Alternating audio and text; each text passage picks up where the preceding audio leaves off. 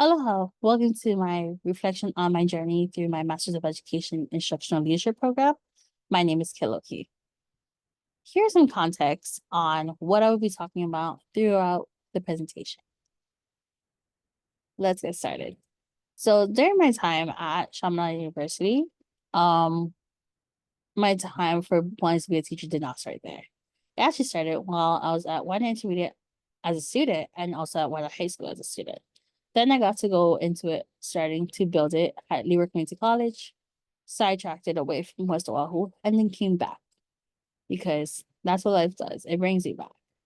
And so during my time at Chaminade, I was completing my second year at Wana Intermediate. And then I got to transition to eventually to Wana High School starting the next school year. So my timeline here is that I got to teach at Wana Intermediate through TFA or Teach for America, through the region TFA Hawaii. And that's when I got to do preparations for my licensure, preparations of being a teacher, and eventually going through my 2 years of teaching through the core. Of course, August was when I started my licensure classes at Chaminade University.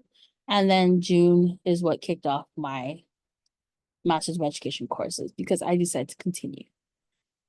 And then I am hoped to be conferred officially by December 2024 for not only my Chaminade University degree, but also my Spalding University, where I got to learn learner-centered practices, and that actually what helps me tie in to this educational journey as well. So embracing my journey was starting off with TFA Seminar 1.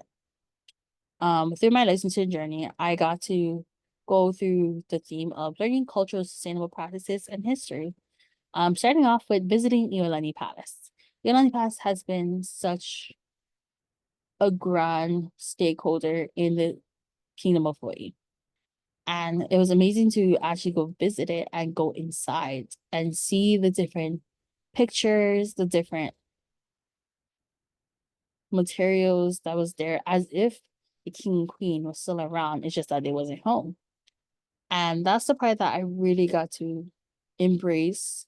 And it was just a highlight because it opened up again what it was like to be an educator that is homegrown and also realize that I need to continue going for the state of Hawaii, as well as for the kingdom and for my ancestors.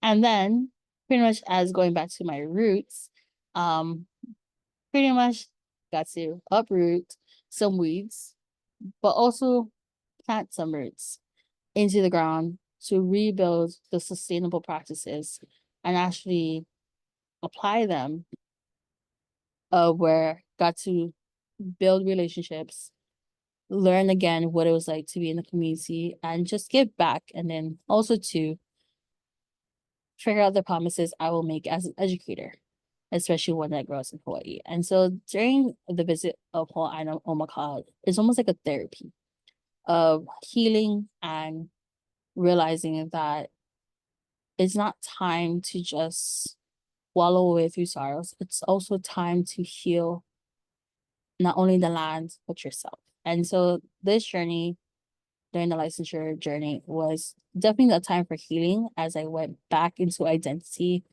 Because somebody who grew up in Hawaii, who grew up Hawaiian, really, I did not feel Hawaiian because I was not really participating in all these different things, like the different protests, and just did not feel Hawaiian enough. And TFA Hawaii gave me the opportunity to go back into my roots and realize I am Hawaiian enough. It's just that Hawaiian looks a little different too for me because I'm not in the educational field.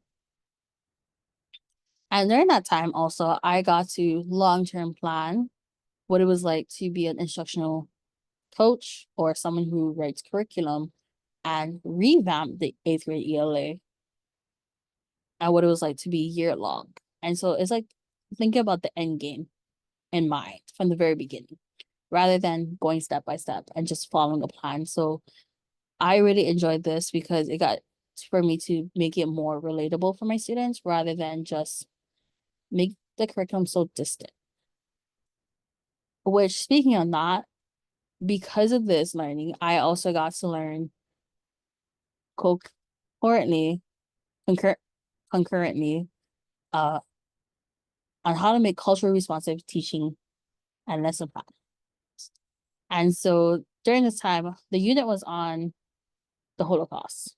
And so because of that, we were learning and reading Holocaust books. And so I decided to remind my students what it was like for connecting theme, not only for the Holocaust, but also for Hawaii and what it means to compare and contrast the themes as well as connect them.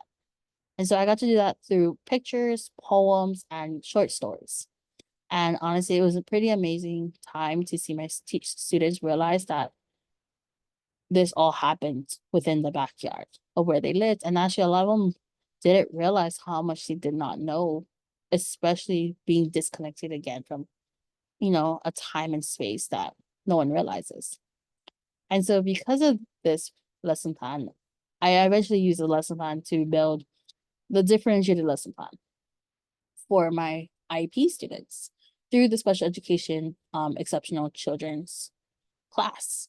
And so this time I got to just really embrace what the job description that I was in and really just understand it to a deeper level and realize what it takes to really be a co-teacher, a special education teacher, and realize that we are important for these students because we make them feel as human as possible, especially within their classes, and making sure that all teachers do it, not just some.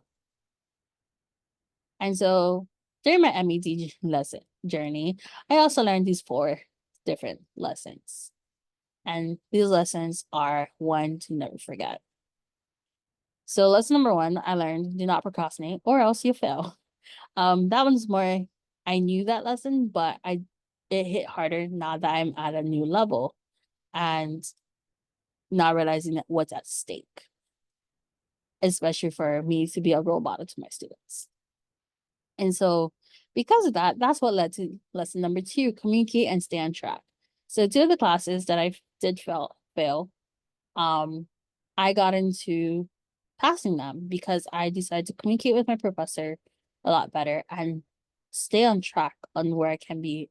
And actually, these 2 um assignments were actually one of my favorites because I got to think about what it happens when the family affects academic success, especially because of where the community I come from, family is not always as supportive like how they used to be. And also too, I had to remind my students during math class that it's okay to make mistakes. It's just we need to learn from them. And so it was like a little social emotional learning book that I made for my students. And honestly, these were like a little dedicated to them and inspired by them. And then that's when I get into my current class of for the future for grant proposals. This scale, honestly, I'm very excited to continue learning and growing from because not only do I get to just reflect on all that I've been through, but I get to learn a skill that not a lot of people decide to do because they're just like, it's too hard, it's too much work. And honestly, I am ready to learn and find ways to continue to build education into a way that just makes it so much better for them and find the funding for it and just realize that there are always people who are willing to support projects. It's just you have to be willing to put in the work. And then that's also why I got into my do not give up future classes because it's a reminder that although it's long and hard and so much work, don't give up. Just continue to grow. And actually, I just have to remember, especially when I go through my education 790 class again, is that social justice is worth it in education. Just have to keep going. And that's the whole purpose of being an educator. As well as for the special topics, I'm hoping to continue to grow and reflect even more. And I'm excited to know what's up ahead for the near future. And so that's what I hope to do for my class, my students. The first off was when I became in my second year, um, I wanted to build a community rather than a classroom. So during this time, the very first day, I built a community with my students where we got to just learn what it was like to build a community by having standards. These standards, each of these class built and decided on their own what it was like to be in the classroom. They're the ones who decided, you know what, we're going to follow these rules. We're not going to, and there's no exception to this. And these rules were like fun. Like, of course, have fun in class, but we need to be responsible. We need to have equality. We need to achieve. We need to have independence. We need to go through the hard work and just all those different things. And I was amazed by what they chose and what they decided for my students.